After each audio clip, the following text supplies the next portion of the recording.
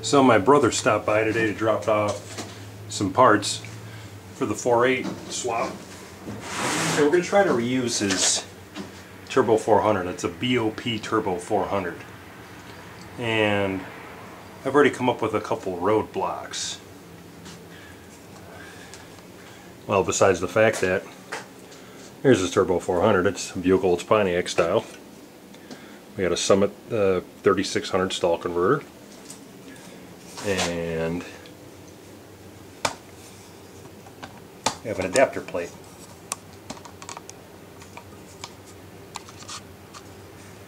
So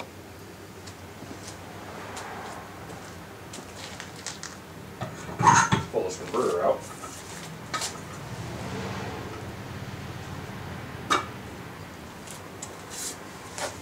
Let me turn the camera monitor around. The all-important cock ring from our friends at ICT Billet, the step bushing which goes into the back of the crankshaft. Like so. This one's machined nice, so it just slides right in. Centers the snout of the crank. Now this is where it gets interesting.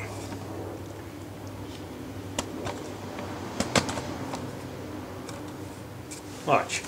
I'm putting it at this angle for a reason. Get the bushing here. I'll get to the other nitty-gritty here in a minute. And this has a snout. It may not be this bad for any other converter, but for this one it's got quite a bit of a snout on it. You almost don't need the bushing. So it's completely seated. What's the issue? I have about an 1/8 inch to a 1/4 inch gap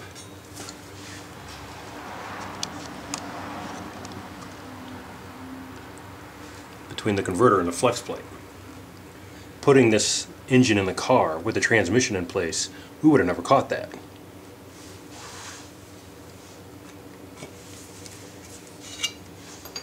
I can almost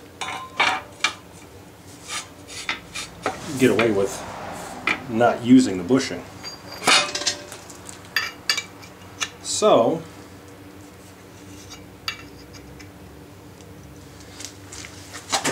almost lost my balance there.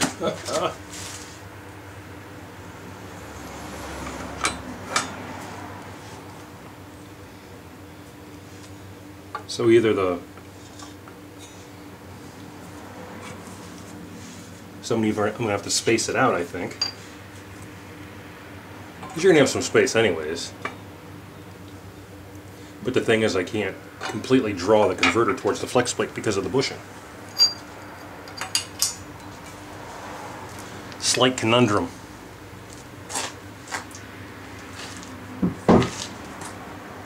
Alright. That's one of the issues. The other issue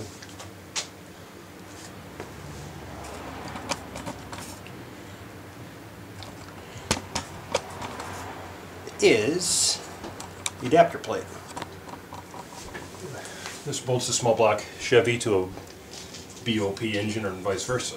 I have to take the flex plate off to do this correctly. Let me zoom back a bit more so you can see what I'm doing here. So I'm just trying to eyeball it, line it up. First, you notice there's no bolt hole in the back of the block here. We all know that. So I'm going to have to grind or cut a hole in the adapter plate and use the upper bolt hole. Second issue is this boss, this casting boss. Gets into the way of this nut. So I don't know what I'm going to do yet to remedy that because it's not going to hold the adapter flush. What I'm thinking about doing is just welding a stud. Just welding a stud to have it stick out, you know, 1.5 inches or whatever. Welding it to the so it'll sit flush. Now the stud. And I'll weld it on the back side, of course. And that'll work too. I make these videos so we can learn together. I don't call myself a pro. I'm taking all the guesswork out of your your situations too, because I've run into problems, you run into problems, and I like to share my experiences. I think it's important. So that's going to be interesting. Also, he pulled the transmission out so I could reseal it. So I got a shift kit, but this thing had a massive leak, which turns out it was. I mean, look how clean it is over here by the dipstick tube. You know, ATF is a hell of a solvent. There's no O-ring. There's your leak, brother. Also, it's a little wet in here. I think the input shaft and the output shaft seals are original. They're pretty frickin' hard. Not pliable at all. So I'm going to change those. I'm probably going to pull the front pump out. Change the O-ring.